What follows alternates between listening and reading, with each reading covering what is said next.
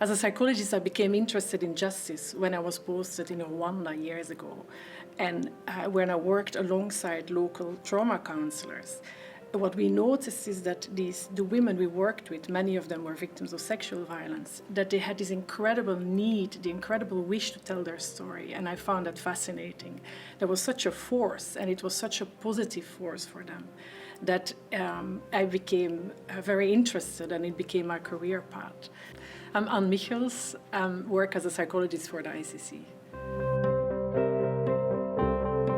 As a psychologist, I lead a team, and as psychologists, we support victims and witnesses to go through their testimony in a good way. So we help them prepare for their testimony by making them feel comfortable, by getting to know their vulnerabilities and their strengths really well, and by being on their side when things get hard in the courtroom. At the same time, by doing our job well, we also support the court, because we know that witnesses who are more comfortable and who are more at ease, they bring better evidence, and they bring the best possible evidence, and that is what we need in a courtroom. We have psychologists in headquarters, but also in the country offices, and that is really important to help us start building a relationship of trust with witnesses and victims early on, from the moment they start to engage with the court until the moment they go back home after their testimony. So part of what we do is advise the judges about the condition of the witnesses, but also what need to be put in place for them to go through their testimony in a good way, to make small changes to the process that makes them feel more comfortable.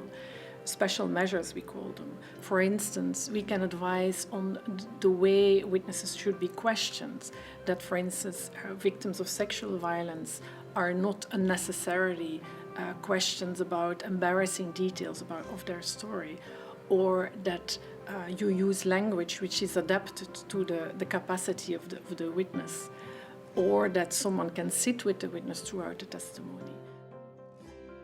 I met hundreds of victims and witnesses throughout my career, and very often the stories stay with me. I remember one witness, a woman. She was barely an adult, and she came to testify about sexual violence she had to endure as a child. And the facts were just horrendous. And I remember meeting her, and she was so incredibly fragile, but then she was also very afraid to do this.